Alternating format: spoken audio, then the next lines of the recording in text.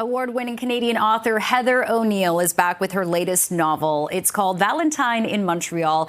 It's about a young orphan girl who works at a metro station in Montreal who ends up in an unanticipated adventure when her doppelganger suddenly appears. So joining us live now are Heather O'Neill and her daughter, illustrator Arizona O'Neill. Good morning to you both.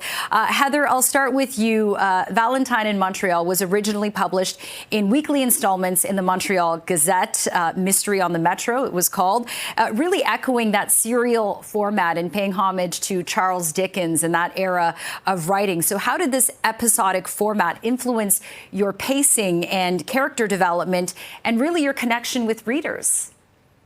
Oh, it was so interesting because, there's two ways that they used to do serialized novel. Either they would write it and then put it in, or they would write it on the fly. And I was given the assignment and I had 3 weeks. And this is usually I develop my novels with just tons of notes and ideas. But this one I really just had to go on the fly. So I had a character who was already in my head who had been rejected from other novels, and her name was Valentine. And she was just this oddball who was always out of step. And she kind of mirrored that feeling where you think everybody else has more information about the world than you. So she lives, her grandmother, when she raised her, always kind of never let her leave the metro system, which is connected to building. And she had this and she works in at Barry UQAM in the little magazine thing, which is something I'd read this anecdote once when I was little about Isaac Asimov, who he was agoraphobic. So when he was little, his dream was to work in one of those magazine stores in the metro. And I was so enthralled by that. And so her place of comfort is this metro, but she needs to get out. And so I was writing as I went along, and there was I published it exactly as I wrote it, because one of the things I loved about old serialized novels was the mistakes in them. Like when you All Flanders by Daniel Defoe, at one point, Moll, like she sells her pocket watch, her most valuable possession. It's a big deal. And then later in the book, she takes out her pocket watch and she's like, thank goodness I'd never had to sell this. And it's so I always loved little details like that. So there ends up being mistakes in my novel. Like the seasons are completely different. It's like the Earth in this book moves around the Earth a lot quicker because I wanted the seasons to keep up with what was being published in the paper. And there were just really funny things with the fact checker, because I was writing it kind of so quickly and I had a strange sense of time with it because my life was happening at a different linear pace. When a character says, oh, Yelena, this has been crazy, but then these have been the best months of my life. And the fact checker was like, she met Yelena 3 days ago, Heather. That is so funny.